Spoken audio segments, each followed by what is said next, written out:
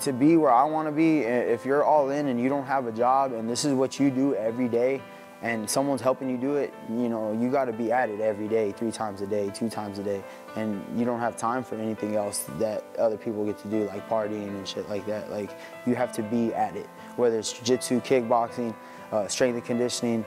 It's an all-day thing, and it doesn't stop there. Your diet, your sleep, all that goes together. So, you know, it's pretty much a big sacrifice, and if you're not willing to do one of those things, then everything else is gonna fall apart.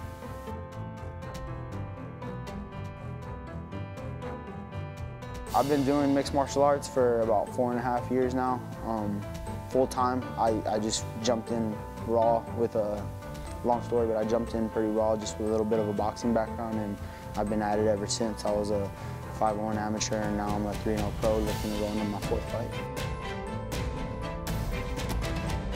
I think when I was younger, I was kind of adolescent, just running around and stuff, and I needed a new hobby instead of drinking all the time, and I started boxing.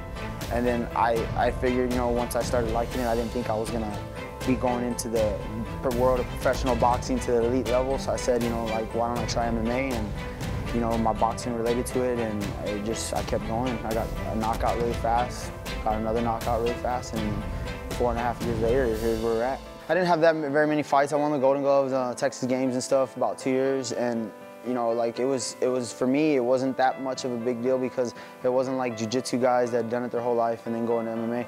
I'd only been boxing for like 2 years. So for me, it was just, you know, oh, it's something new. I need to work on takedowns and knocking people out, and that's pretty much how I learned. It was kind of like a hybrid mix I just fell into. So it wasn't a big transition, I don't think.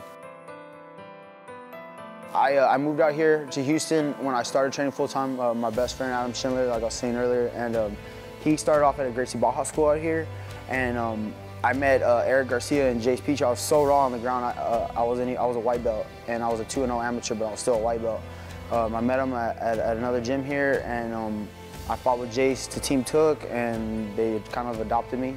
You know, I've been at Team Took ever since. You know, I lost one fight, and it was to a really good wrestler. It was amateur fight of the year, or runner-up of the year that year, and I've won 7 in a row since. I really put an emphasis on going to the ground and being good at the ground, and I'm still raw. But for MMA, my sport jiu-jitsu ain't all that great, but for MMA, you know, I think I'm improving every day.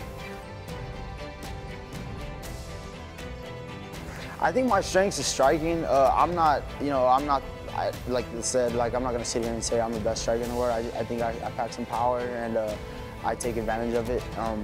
All my fights, I've taken advantage of capitalizing on rocking people, but I think for the last 2 years, I've kind of put an emphasis on my wrestling and getting better off the wall and getting better in the cage and being an all-around mixed martial artist. I know I'm not going to be a black belt overnight, but you got to work on the things that are going to fit your game, and I think that I'm working on that every day. And as long as you recognize the difference between jiu-jitsu and wrestling and MMA and kickboxing, all the differences between them, and not ignorant about it, I think you can improve. So.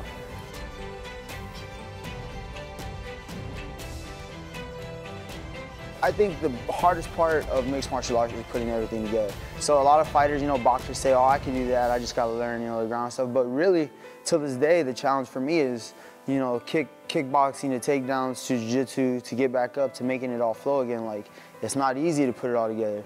That's why the guys at the elite level are doing it, and they're the best at it because they practice it. And there's a lot of guys that say, okay, I'm just gonna do jiu-jitsu, and I'm gonna be good at jiu-jitsu, or I'm gonna do kickboxing, and those are the guys that get exposed. You gotta put it all together, and it's hard to do it. You really gotta work on it every day. If you ask everybody around me, I'm my own worst critic, but I feel like if you're always happy with what you do, and you're satisfied, you're never gonna get to the top because you're gonna settle for what you are.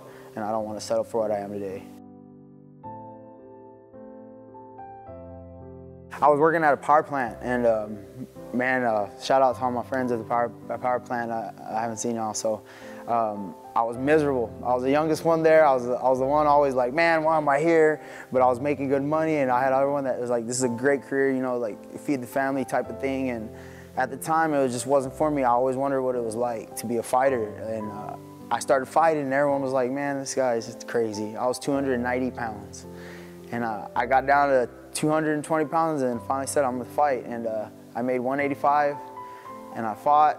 And anyways, I won 2 fights, and no one thought nothing of it. And I had surgery, and I was like, I'm gonna have surgery, and if I'm healthy, one day I'm gonna fight full time. But I wasn't getting any younger. I was probably like 25 already. I was at work one night, and a valve blew up on me. I was working at a power plant. I was actually shutting down a power plant outside doing the labor, and it blew up on me. And I'm left-handed, so I don't know if it would have killed me, but I was on the opposite side closing it, opposed to the right-handed person that would close it the opposite way. I was on the other side. Well, when it knocked me down, it was I don't remember the number now. It was probably 2,500 pounds of saturated steam. It blew up, and it knocked me over, maybe like half a floor to the side. I went home that day, and it was 5 in the morning, and my dad was like, "What's wrong with you?" He's getting ready for work, and I said, "I'm not going back." And he said, "What do you mean?" And I said, "I'm not going back." And he sat down. He says, "All right." And he says, "What do you want to do?" I told him, I want to fight. And I said, "I'm 24 years old, and I want to fight. And I know it sounds crazy, but I never went to college. I've never asked you for anything." And he says, "Let's do it." And he never thought twice. He never looked at me like I was crazy. It was weird. He never looked at me like I was crazy. He was like, "Let's do it." And 4.5 years later, I'm a 5-1 amateur. I was a 5-1 amateur, and now I'm a 3-0 pro. You know, I'm here, and I'm not looking to go home. I think everyone's expecting me to go home and not get to where I want to be, but I'm going to be in the UFC.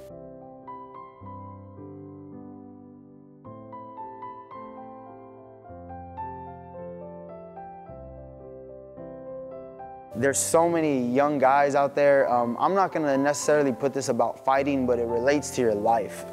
That's something I really learned, and it was crazy because I was making tons of money, or not tons, but a great living at a young age, but I wasn't happy. And that's when that saying comes in, you know, money can't make you happy. You know what I mean? You gotta figure out what makes you happy. And if you're a young fighter, this is the only one I could really relate it to. If you're a young fighter and you're on the fence, know this.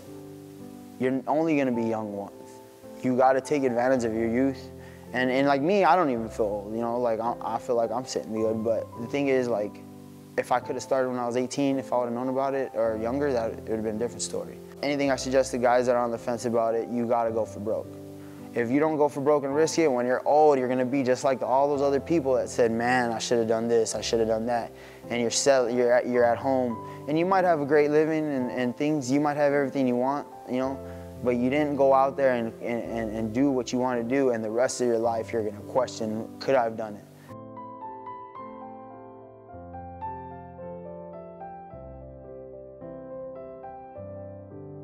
If that's the motivation you have, you got to take the risk. And if you want to be a fighter, the time is now.